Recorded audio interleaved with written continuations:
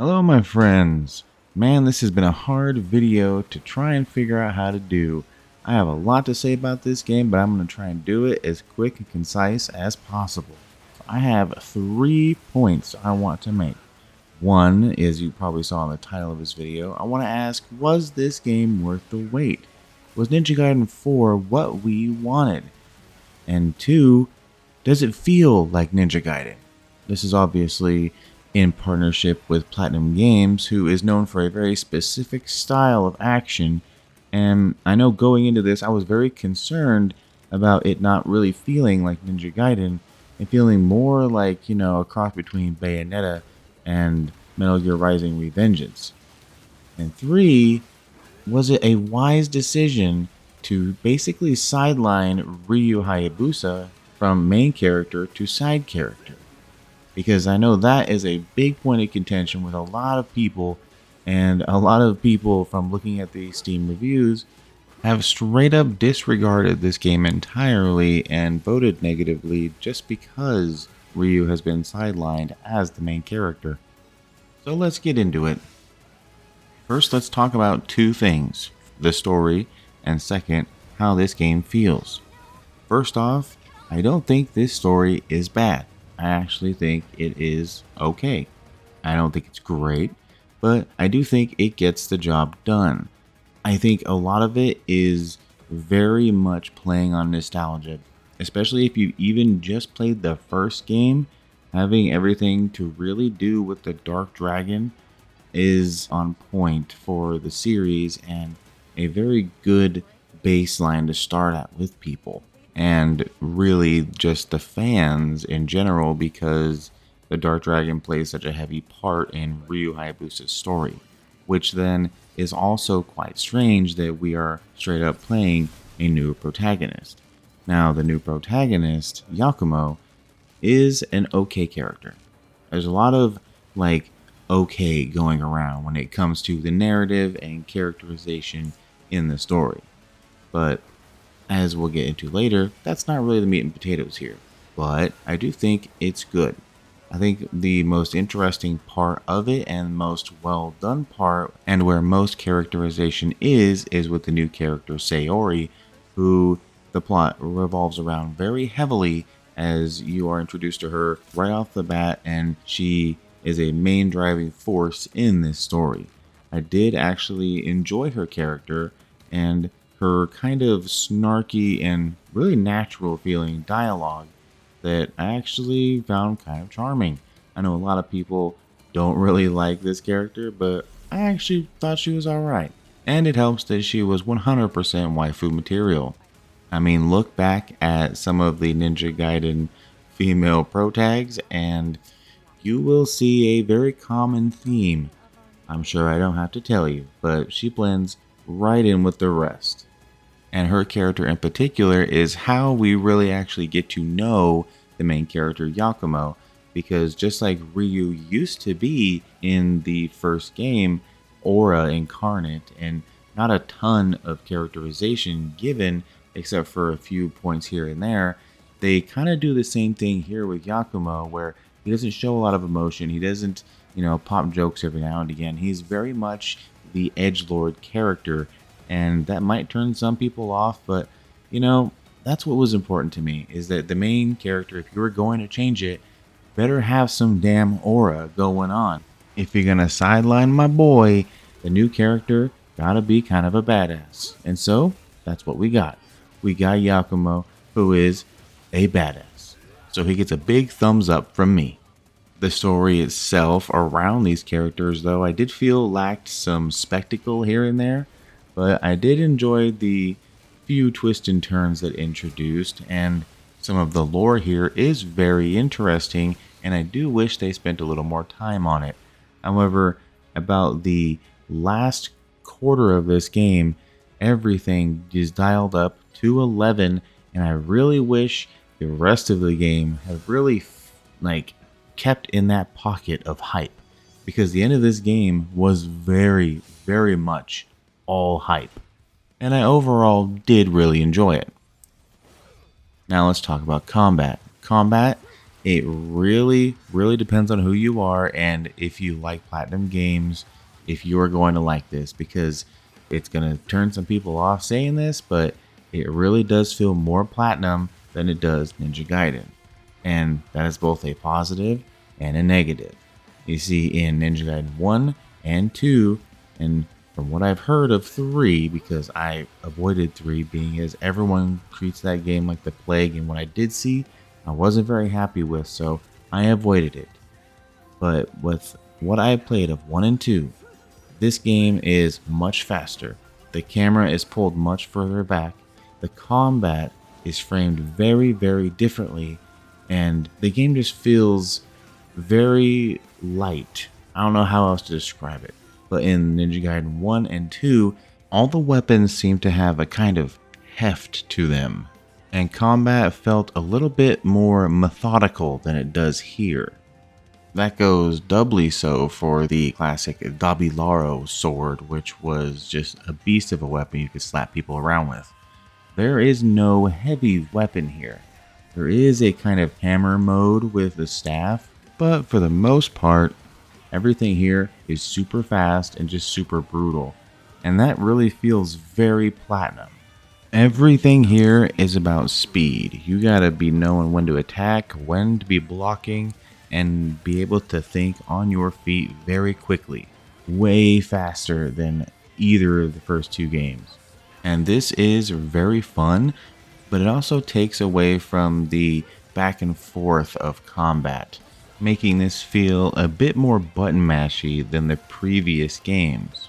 But you can't quite commit to the button mash, as you really gotta be aware of your surroundings and be knowing when to block and move out of the way. Think about the spider ninjas in the first Ninja Gaiden and how overwhelming they kind of feel when you first fight them. That's kind of every enemy in this game. And unlike other games where they will kind of wait to attack you until they're on screen, enemies will attack you from off screen, so it is up to you to really have a handle on your surroundings and be ready to block and dodge to stay out of danger. And make no mistake, you will die a lot. Its difficulty is somewhere above Ninja Gaiden 2 for me, but below Ninja Gaiden Black, which I still think is the hardest of all of the Ninja Gaiden titles. Playing this game on normal really does feel like playing it on hard. Playing it on the kind of easy mode feels a little bit too easy, and Master Ninja mode, dude, don't even try until you have a perfect grasp on this game, because it's just there to make your life hell. And you know what? That feels very Ninja Gaiden. So overall, I think it strikes a pretty good balance between being very new and feeling a little different with Platinum Games at the helm, and still showing that they've really got it, because Platinum has been struggling lately. But it's got a good balance of that flavor of the old Ninja Gaiden games with some of the new feeling of Platinum Games, and showing that they really still got it. So how it feels is a big plus to me. It just feels damn good to play. And especially when you get to Ryu's section at the end of this game. Now I do have to bring this up in its own little section though, because Ryu in this game does feel like an afterthought. Playing as Ryu in this game, you don't get the same kind of upgrade trees, which are very limited in Yakumo's case anyway, with accessories basically being all of the build crafting you get, and the only way you get to mix up your gameplay really at all. Everything else is grinding for XP and money to buy different move sets. You don't upgrade your weapons like in the old game. You don't do any of that. You don't even find other weapons. You just have, the main weapons that you find through the main quest, and that's it. So that is a step back, but the weapons that they give you thankfully do feel very good to use, and like they have a lot of depth and a very high skill ceiling to learn. But when it comes to Ryu only has his dragon sword, and that is very weird considering he is a ninja who has gone through all of the games with so many weapons, but they only give him the one dragon sword. And not only that, but with his section already being like maybe 20% of this campaign, and that's at the very end, And non-spoilery reveal here, but like it's in chapter 15. 15 of 19 chapters that you finally get to play as Ryu. And it's only for a little bit. And while you are playing as him, you are repeating a lot of the same bosses that you've already fought as Yakumo, except for one in particular, which was a nice change of pace. And it was really good to see that they actually gave him his own boss to fight in the first place. But even his abilities and getting, upgrades and stuff feels like an afterthought in Ryu's case because you're just finding them in chests littered around the area. And even when it comes to finding his fabled Lives of a Thousand Gods, it's in the same kind of chest that you were picking up to get the skills like you were before. It just makes Ryu's section feel like he was added at the very last second just because they were scared to commit to just having Yakumo be the playable character. That being said, Ryu is so damn fun to be. His combos are so satisfying. His combat is probably the most tactile feeling in the entire game.